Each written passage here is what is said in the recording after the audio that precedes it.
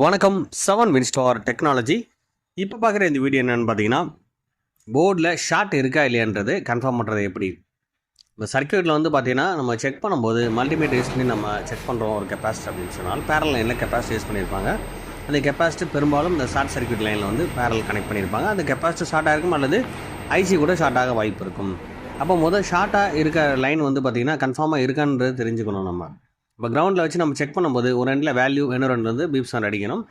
அப்படி இல்லாமல் ரெண்டு எண்ட்லேயும் பீப் சவுண்ட் இந்த போர்டில் அடிக்குது அப்படின்னு சொன்னால் கண்டிப்பாக இந்த ஷார்ட் இருக்குன்ற விஷயத்த கன்ஃபார்ம் பண்ணிக்கலாம். ஆனால் வந்து இது உறுதியாக தெரிஞ்சுக்கணும். சர்க்யூட்டை நீங்கள் ஃபாலோ பண்ணி அது என்ன செக்ஷன் அப்படின்னு நம்ம தெளிவாக தெரிஞ்சுக்கணும்.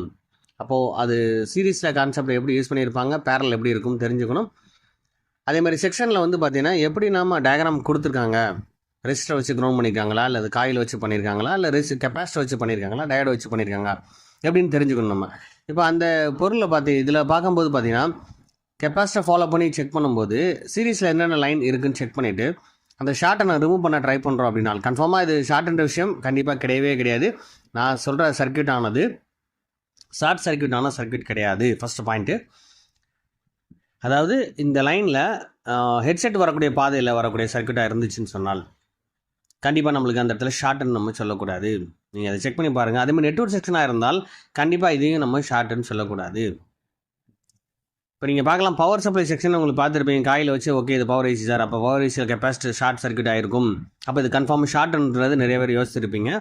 கண்டிப்பாக இந்த லைனை யோசித்து பார்க்கும்போது சர்க்யூட்டை நீங்கள் முழுமையாக ஃபாலோ பண்ணணும். சர்க்யூட்டை பார்த்து செக் பண்ணும்போது இந்த ஐசியோட பால்ஸில் வந்து நான் கிளிக் பண்ணி உங்களுக்கு செக் பண்ணி காட்டுறேன். அந்த லைனில் வரக்கூடிய சர்க்யூட் ஆனது ஹெட்செட் வரக்கூடிய லைனாக இருக்கிறதுனால கண்டிப்பாக அந்த இடத்துல வந்து ஷார்ட்னு நம்ம சொல்லக்கூடாது. ஆல்ரெடி நீங்கள் உங்கள் கையில் இருக்க போர்டு எடுத்து நீங்கள் செக் பண்ணி பாருங்கள். ஹெட்ஃபோன் லைனில் அதுக்குன்னு சிக்னல் போகிற பாதை இல்லை, அதாவது மைக்கு ஸ்பீக்கர் லைன் இது வரக்கூடிய சர்க்யூட் லைனில் கெப்பாசிட்டி கனெக்ஷன் பண்ணியிருப்பாங்க. அதில் காயிலும் கனெக்ட் பண்ணி வச்சுருப்பாங்க, பேரலாக காயில் யூஸ் பண்ணியிருப்பாங்க. அந்த மாதிரி அதேமாதிரி ஐசிக்குள்ளேயும் கனெக்ட் பண்ணி வச்சுருப்பாங்க காயில் வச்சு. அப்போ அந்த செக்ஷன் பார்க்கும்போது கிரவுண்ட் மாதிரி தெரியும் உங்களுக்கு. அதை வச்சு நம்ம ஷார்ட்னு கன்ஃபார்மாக சொல்லவே கூடாது. அப்போது எல்லோரும் வந்து டக்குன்னு உடனே வந்து மீட்டரை செக் பண்ணுறீங்க, உடனே ஷார்ட்ன்ற விஷயம் சர்க்யூட்டில் ரெண்டு பக்கம் பீப்ஸ் அடித்த உடனே ஷார்ட்னு சொல்லி உடனே ஷார்ட்டில் யூஸ் பண்ண ஆரம்பிச்சிடுங்க. அப்படி பண்ணும்போது நல்ல சர்க்யூட்டுமே ஃபால்ட்டாக வாய்ப்பு இருக்கும். அப்போ முறையாக வந்து செக்ஷனை நீங்கள் சர்க்யூட்டை ஃபாலோ பண்ணால் மட்டும்தான் முழுமையாக நம்ம வந்து ஃபால்ட்டே கண்டுபிடிக்க முடியும்.